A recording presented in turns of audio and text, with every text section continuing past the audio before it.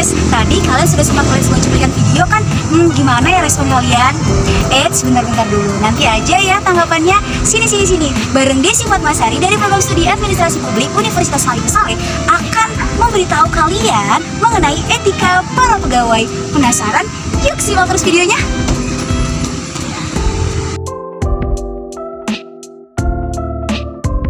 Oke teman-teman, sebenarnya kita udah nggak asing ya dengan istilah etika dan juga pegawai. Ya, kalau kita bicara tentang etika itu bisa kita maknai sebuah panduan tingkah laku bagi seseorang, sekelompok orang, atau juga sebuah instansi.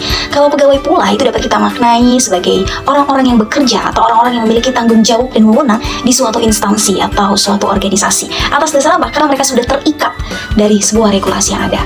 Nah, selanjutnya kalau kita maknai etika kerja pegawai itu seperti apa ya? Ya, etika kerja pegawai teman-teman adalah sebuah aturan normatif yang mengandung sistem nilai dan prinsip moral yang merupakan pedoman bagi seluruh karyawan atau pegawai, termasuk juga pimpinannya dalam pelaksanaan kerja sehari-hari dalam perusahaan atau organisasi.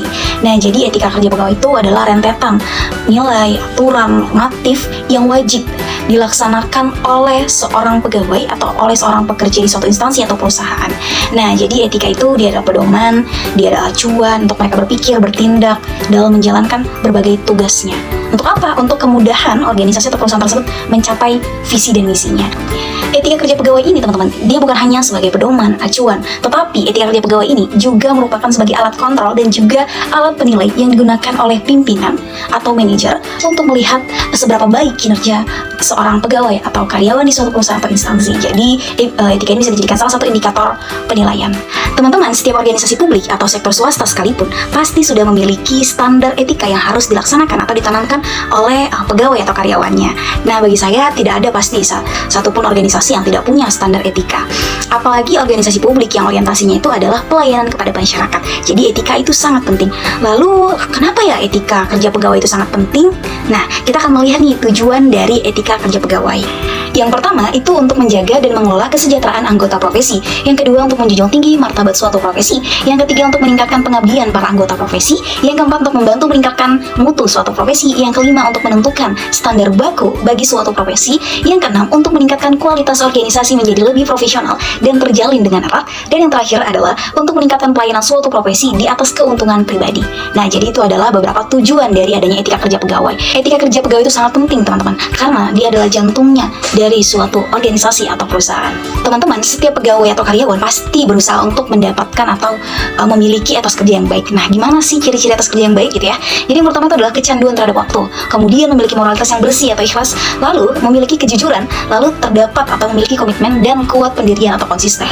Nah, jadi kalau misalnya kita ingin punya etos kerja yang baik ya, usahakanlah hal-hal tersebut itu bisa tercapai. Nah, teman-teman, etos kerja itu kan memang lahir dari dalam diri kita sendiri yang pastinya didukung atau dituntut oleh lingkungan tempat di mana kita bekerja atau tempat di mana kita berinteraksi gitu. Nah, dalam hal ini, dalam etos kerja seorang pegawai itu tercakup semua perilaku kerja yang positif. Seperti apa sih gitu? Seperti kita harus disiplin, kita harus kerja keras, kita harus ulet, kita harus hemat, kita harus jujur, kita harus ramah, kita harus efisien, kita harus loyal, kita harus kreatif, kita harus inovatif, imajinatif, dan juga efektif. Serta kita harus menunjukkan antusias. Seperti itu. Jadi ketika kita sudah berhasil memasukkan nilai-nilai tersebut ke dalam diri kita sebagai seorang pegawai, ya otomatis etos kerja yang baik akan hadir dalam diri kita dan semua tujuan atau keinginan kita secara individu dan keinginan organisasi atau tempat kita bekerja pasti akan lebih mudah untuk tercapai. Nah, teman-teman, di layar teman-teman bisa lihat ada beberapa hal-hal yang harus dihindari seorang karyawan atau pegawai. Di antara seperti apa sih? Di antaranya adalah membanggakan diri, menggunakan kata-kata berlebihan, membahas soal keluarga, terlalu merendah, menjadi mata-mata, merasa paling benar, mempertanyakan promosi, menyombongkan diri, bergosip, hingga membanding-bandingkan. Nah, jadi itu hal-hal yang harus kita hindari ya, yang tidak boleh dilakukan oleh seorang pegawai atau karyawan. Nah, teman-teman, ternyata adalah beberapa faktor-faktor yang mempengaruhi etika para pegawai. Jadi, tidak selamanya pimpinan atau manajer itu bisa dengan mudah mengatakan, ini etika yang harus kamu patuhi, kamu harus melakukan ini untuk meningkatkan sikap atau etika kamu sebagai seorang pegawai. Tidak segampang itu, teman-teman. Jadi, ada beberapa faktor-faktor nih yang bisa saja mempengaruhi para pegawai atau karyawan untuk melaksanakan atau tidak melaksanakan etika yang sudah ditetapkan. Apa saja sih? Nah, teman-teman bisa lihat di layar. Di antaranya adalah faktor posisi atau kedudukan. Iya, jadi semakin tinggi posisi atau jabatan seseorang di suatu organisasi atau perusahaan, biasanya ya etikanya mungkin semakin baik. Tapi kadangkala banyak kita jumpai teman-teman bahwa semakin tinggi jabatan seseorang, biasanya dia memiliki etika yang kurang lah. Kenapa? Karena sudah merasa bahwa dirinya bisa gitu. Kemudian ada faktor imbalan atau gaji, benar teman-teman. Jadi semakin tinggi gaji yang diberikan atau semakin besar reward yang diberikan atas prestasi yang kita dapat, itu biasanya etika juga akan semakin terbentuk gitu. Tapi kadang kebalikan, ketika misalnya gaji tidak sesuai dengan pekerjaan yang kita lakukan, ya biasanya mungkin ada bandel-bandel dikit lah gitu. Nah, selanjutnya ada faktor pendidikan nih teman-teman. Ya, jadi semakin tinggi seseorang menempuh pendidikan di bangku sekolah, maka etikanya pasti akan semakin baik pula gitu. Dan sebaliknya, semakin rendah pendidikan seseorang, biasanya etikanya kurang baik lah. Tapi tidak selamanya ya teman-teman. Tapi kebanyakan memang yang ketika kita punya pendidikan, otomatis etika kita akan terbentuk. Karena dalam pendidikan itulah kita akan membentuk dan merangkai etika. Kemudian ada faktor organisasional teman-teman. Ini lebih ke struktur atau lembaganya gitu. Jadi lingkungan atau iklim dari tempat dia bekerja itu sangat mempengaruhi gitu ya kan. Jadi kalau semakin baik lingkungan kerjanya, ya otomatis etikanya semakin baik gitu. Dia akan semakin nyaman. Nah, dan kebalikannya juga. Kemudian ada faktor lingkungan keluarga. Ini benar teman-teman. Jadi misalnya kita lagi ada masalah di dalam lingkungan keluarga, itu biasanya efeknya bisa saja ke bawah gitu, terbawa saat kita bekerja. Nah, jadi kurang efektif kan saat bekerja karena ada masalah di lingkungan keluarga. Kita memikirkannya gitu. Kemudian ada faktor pengalaman hidup. Benar. Jadi semakin banyak pengalaman hidup, ya kan, perjalanan hidup yang dilakukan oleh seseorang dalam mungkin dia bekerja gitu. Biasanya dia lebih paham etikanya, lebih paham apa yang harus dilakukan gitu, karena dia sebelumnya sudah mengalami gitu. Jadi semakin tinggi pengalaman hidup, biasanya juga dia semakin udah paham nih etika kerja pekerja seperti apa ya gitu. Nah, selanjutnya ada faktor religiusitas. Nah, ini adalah faktor agama teman-teman, atau kepercayaan para pegawai. Jadi ya etika itu juga dipengaruhi oleh agama yang dianut oleh para pegawai gitu. Jadi ketika dia memang patuh sama agamanya, dia akan melaksanakan kewajiban dia sebagai seorang penganut suatu kepercayaan gitu. Saya rasa setiap agama itu pasti mengajarkan yang baik-baik ya, menyuruh agar penganutnya itu harus bekerja sesuai dengan tugas pokok dan fungsinya, bersikap baik, memberi pelayanan yang baik, ramah, jujur, itu dan sebagainya. Itu tergantung juga sama agama ya, agama para pegawai.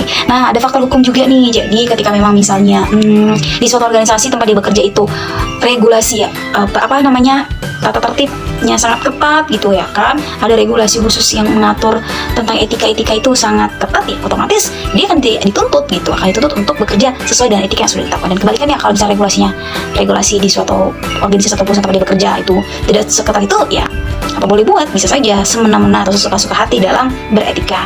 Nah, faktor yang terakhir teman-teman adalah faktor emosional question, artinya EQ ya. Nah, ini juga sangat mempengaruhi. Jadi itu memang fear dari dalam diri kita sendiri nih, EQ kita itu seperti apa, ya kontrol emosional kita itu seperti apa gitu kan. Kadang ada juga orang yang bawaan lahir gitu, memang dia sulit untuk mengontrol emosinya. Ada juga yang sangat ahli dalam menata dan mengelola emosinya. Jadi tergantung itu semua. Nah, jadi teman-teman, itu adalah faktor-faktor yang mempengaruhi etika kerja para pegawai. Nah, teman-teman, menurut Petty tahun 1993, etos kerja itu memiliki 3 aspek atau karakteristik. Di antaranya itu ada keahlian interpersonal, inisiatif, dan juga dapat diandalkan. Nah, kalau untuk keahlian interpersonal seorang pekerja atau pegawai, teman-teman bisa lihat ada 17. Di antaranya itu adalah sopan, bersahabat, gembira, perhatian, menyenangkan, kerjasama, menolong, disenangi, tekun, loyal, rapi, sabar, apresiatif, kerja keras, rendah hati, kemudian emosi yang stabil, dan yang terakhir adalah keras akan kemauan. Jadi teman-teman, etika kerja pegawai itu yang paling penting itu adalah pada para pegawainya sendiri gitu, para karyawannya sendiri. Ketika misalnya 17 hal-hal tersebut sudah terlaksana, sudah ada dalam diri seorang pegawai, ya otomatis saat dia memberikan pelayanan kepada masyarakat, itu akan mendapatkan penilaian yang baik dari masyarakat gitu. Nah, selanjutnya tadi kan ini udah keahlian interpersonal ya. Selanjutnya tentang inisiatif. Nah, inisiatif itu adalah karakteristik yang dapat memfasilitasi seseorang agar terdorong untuk lebih meningkatkan kinerjanya dan tidak langsung merasa puas dengan kinerja yang biasa. Nah, itu inisiatif yang memang datang dari dalam diri sendiri untuk terus bekerja tidak pernah puas gitu, sehingga ada tuntutan untuk meningkatkan kinerjanya. Nah, aspek ini sering dihubungkan dengan situasi di tempat kerja yang tidak lancar. Jadi ini juga mempengaruhi nih iklim dari organisasinya gitu, lingkungan pekerjaannya.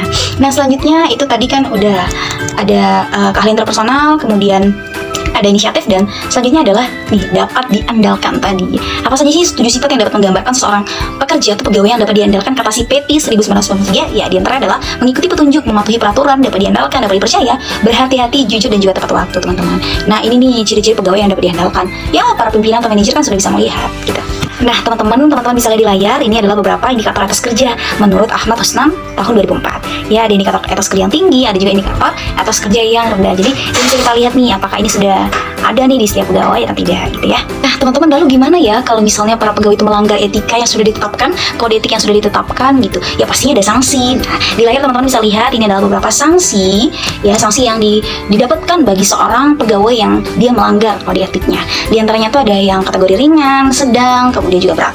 Nah, kalau misalnya kita lihat yang ringan itu ada teguran lisan, teguran tertulis, dan juga pernyataan tidak puas secara tertulis. Kemudian yang sedang juga bisa penundaan kenaikan gaji, kemudian penurunan pangkat gitu. Kemudian kalau misalnya yang kategori berat biasanya di dalam penurunan pangkat setingkat lebih rendah selama 3 tahun, juga pemindahan dalam rangka penurunan jabatan setingkat lebih rendah, pembebasan dari jabatan, pemberhentian dengan hormat tidak atas permintaan sendiri gitu sebagai pegawai negeri sipil, juga bisa pemberhentian tidak dengan hormat sebagai PNS. Nah, dan pastinya bagi pelanggar terhadap larangan dan kewajiban pastinya berdampak negatif ya pada unit kerja, instansi yang bersangkutan atau pemerintah dan negara gitu. Jadi pastinya ketika kita melanggar apapun itu pasti ada sanksi. Begitu juga ketika para pegawai yang melanggar kode etiknya, dia akan kena sanksi.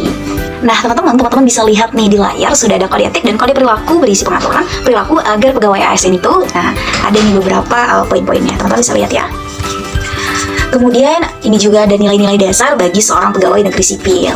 Nah, di antaranya ketakwaan kepada Tuhan, kesetiaan, ketaatan pada Pancasila dan undang-undang, semangat nasionalisme, mengutamakan kepentingan negara, ketaatan terhadap hukum dan aturan, penghormatan terhadap HAM, tidak melaksanakan diskriminatif, profesionalisme, netralitas, moral tinggi, dan juga semangat jiwa korps gitu. Nah, teman-teman, ternyata etika itu bukan hanya sekadar kita dengan masyarakat. Etika pegawai itu bukan hanya antara dia dengan masyarakat, tapi ya, etika itu bisa etika terhadap sesama pegawai negeri sipil, etika terhadap diri sendiri, etika dalam bermasyarakat, dan juga udah etika dalam berorganisasi dan juga etika dalam bernegara. Gitu. Nah, teman-teman bisa lihat di sini ada etika dalam bernegara. Kemudian ada etika dalam berorganisasi. Kemudian ada etika dalam bermasyarakat. Ada etika terhadap diri sendiri. Wah, ini penting nih. Kemudian ada etika terhadap sesama PNS gitu ya. Nah, selanjutnya itu ada majelis kode etik. Wah, apa itu majelis kode etik ya? Jadi teman-teman, untuk menegakkan kode etik pada setiap instansi dibentuklah sebuah majelis kode etik ya. Jadi pembentukan ditetapkan oleh PPK yang bersangkutan. Nah, siapa sih majelis kode etik itu? Ya, kita lihat nih, untuk keanggotaan itu terdiri dari 1 orang ketua merangkap anggota, kemudian 1 orang sekretaris merangkap anggota, sekurang-kurangnya 3 orang anggota. Jadi ada 3 orang anggota gitu, ada ketua, sekretaris, dan anggotanya gitu ya. Nah, untuk jabatan dan pangkat anggota majelis kode etik ini sendiri ya tidak boleh rendah dari jabatan dan pangkat PNS yang akan diperiksa. Kenapa? Karena takutnya disangka melanggar kode etik gitu. Nah, jadi teman-teman, intinya memang ada tim-tim khusus ya untuk menilai kode etik para pegawai atau etika para pegawai. Salah satu contoh pengimplementasian etika kerja pegawai ada di Puskesmas Banda Sakti Kota Loksmawe. Puskesmas Banda Sakti Kota Loksmawe adalah salah satu puskesmas induk yang berada di Desa Hagu Barat Laut. Puskesmas Banda Sakti ini memiliki visi, yakni mewujudkan masyarakat Banda Sakti yang sehat. Selain itu, misi dari Puskesmas Banda Sakti adalah pemberdayaan dan pergerakan masyarakat, menggalang kemitraan, meningkatkan kualitas pelayanan, mempersiapkan sumber daya manusia yang potensial, menurunkan angka kematian ibu dan bayi. Implementasi etika kerja pegawai di Puskesmas Banda Sakti sejauh ini sudah cukup baik, dikarenakan setiap pegawai sudah menerapkan tata nilai Puskesmas Banda Sakti, yakni sakti, santun, akuntabel, kerjasama, tertib, dan juga indah. Banyak masyarakat Banda Sakti yang menyatakan bahwa pelayanan kesehatan di Puskesmas Banda Sakti sangat baik, tepat, dan santun. Sebagai contoh, saat kegiatan sosialisasi penggunaan aplikasi mobile JKN, para pegawai dengan sabar, santun, dan tekun dalam memberikan sosialisasi dan pengajaran kepada para masyarakat yang cukup gagap akan teknologi mengenai penggunaan aplikasi mobile JKN. Selain itu, pihak Puskesmas juga menyediakan kotak saran untuk menampung dan mewadahi berbagai keluhan ataupun masukan dan saran dari masyarakat mengenai pelayanan yang ada di Puskesmas Banda Sakti. Kritikan, masukan, maupun saran yang diberikan oleh masyarakat nantinya akan digunakan sebagai bahan evaluasi oleh pihak Puskesmas Banda Sakti untuk kedepannya bisa meningkatkan etikabilitas dan juga profesionalitas. Selain itu, untuk meningkatkan etikabilitas dan juga profesionalitas, pihak Puskesmas Banda Sakti menggunakan dan memanfaatkan digitalisasi untuk kemudahan pelayanan kesehatan kepada masyarakat, seperti penggunaan nomor antrian online ataupun penyampaian saran, keluhan maupun kritikan melalui media online. Yuk kita intip contoh pelanggaran kasus etika kerja pegawai di Indonesia. Nah, Komisi Aparatur Sipil Negara terima 219 aduan dugaan pelanggaran netralitas selama kampanye. Wah, bener ya. Nah, ini udah jelas nih melanggar nilai dasar PNS, yakni profesionalisme, netralitas, dan juga bermoral tinggi. Demi uang mungkin banyak PNS yang rela melanggar kode etik yang seharusnya ia patuhi. Nah, selanjutnya, jadi tersangka korupsi Gubernur Maluku Utara, saya minta maaf kepada masyarakat. Waduh, korupsi lagi. Nah, kasus ini udah jelas nih melanggar etika dalam bernegara, yakni menaati Pancasila dan undang-undang, serta harus tanggap, terbuka, jujur, akurat, serta tepat waktu dalam melaksanakan setiap kebijakan dan program pemerintah. Wah, udah jelas nih kasus korupsi ini menunjukkan etikabilitas seorang pejabat atau pemerintah sangatlah kecil atau sangat rendah gitu. Nah, selanjutnya, Komisi Aparatur Sipil Negara, ratusan ASN dilaporkan selingkuh sepanjang 2020 sampai 2023. Waduh, ngeri banget nih. Memang ya sekarang musimnya pelakor. Nah, kalau kasus ini teman-teman udah jelas nih melanggar etika terhadap diri sendiri, yakni menjaga keutuhan dan keharmonisan keluarga. Jadi pegawai-pegawai tersebut melanggar etika terhadap dirinya, keluarga, keutuhan keluarga dan keharmonisan keluarga itu haruslah dijaga. Itu dilanggar oleh para pelaku-pelaku tersebut. Nah, contoh yang terakhir ini juga dulu lagi hangat-hangatnya. Anwar Usman diberhentikan dari Ketua MK karena pelanggaran etik yang berat. Ngeri banget ya. Kasus ini itu udah jelas menunjukkan Ketua MK tersebut tidak menjalankan kepemimpinan secara optimal sehingga melanggar Sabta Karsa Utama, prinsip kecakapan dan kesetaraan. Kemudian Ketua MK tersebut sengaja membuka ruang intervensi pihak luar dalam proses pengambilan keputusan sehingga melanggar Sabta Karsa Utama, prinsip independensi. Oke gas, tambah 2 torang gas.